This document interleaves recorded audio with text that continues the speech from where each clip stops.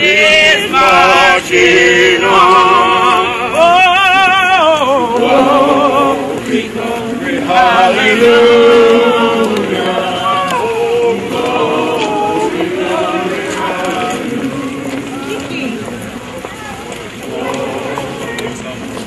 hallelujah.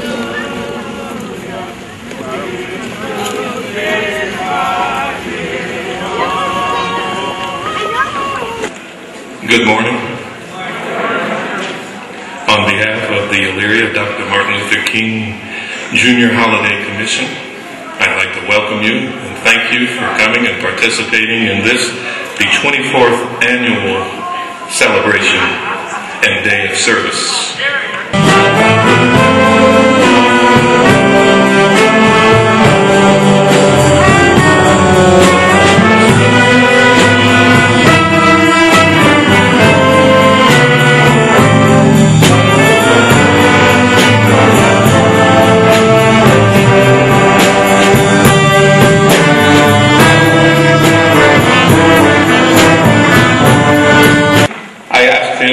What would he like to add to the information that was being provided to introduce him?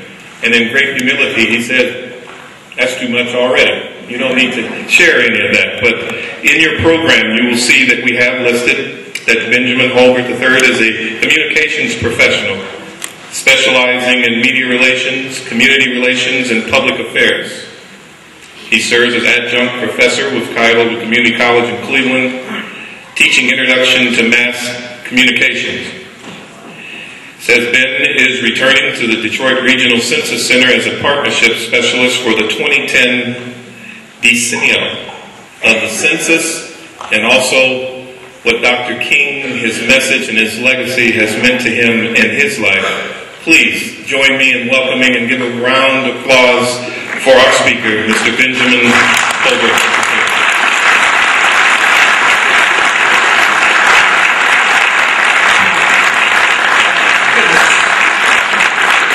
That's tough to follow. That's tough to follow. Thank you, Mr. Jones. I do appreciate it. I really, really do. To Mayor Grace, to Superintendent Rigda, Representative Lundy, to also Congresswoman Ms. Sutton, and also to Sherrod Brown in absentia. I want to thank each and every one of you all for your kind remarks that you just made a few moments ago. I also want to thank Ms. Connolly as well for the invitation to participate in this program. I truly honored and I'm very pleased to be with you today to celebrate the life of one of the world's most dedicated and respected human rights advocates, Dr. Martin Luther King Jr. Our theme today is the dream. It's in our hands. The dream is in our hands. I think it's a topic and I think it's a charge that is very, very clear to each and every one of us.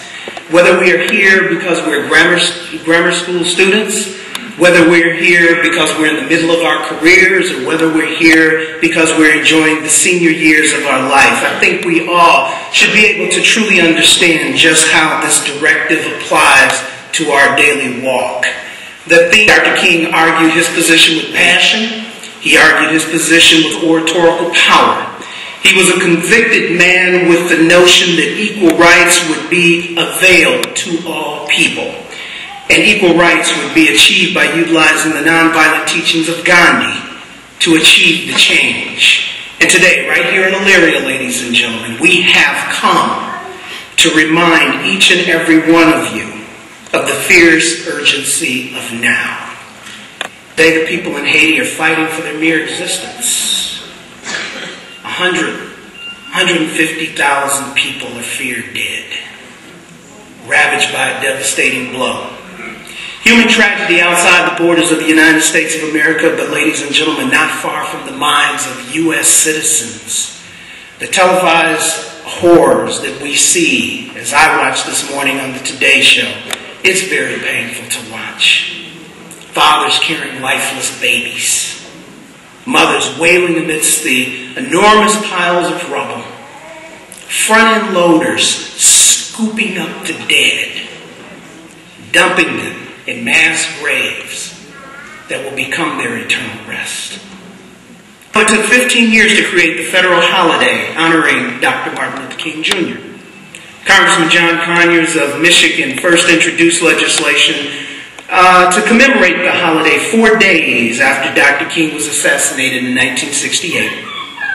In 1982, singer and songwriter Stevie Wonder and Coretta Scott King, Dr. King's widow, presented 6 million signatures in support of the holiday to then U.S. House Speaker Thomas Tip O'Neill.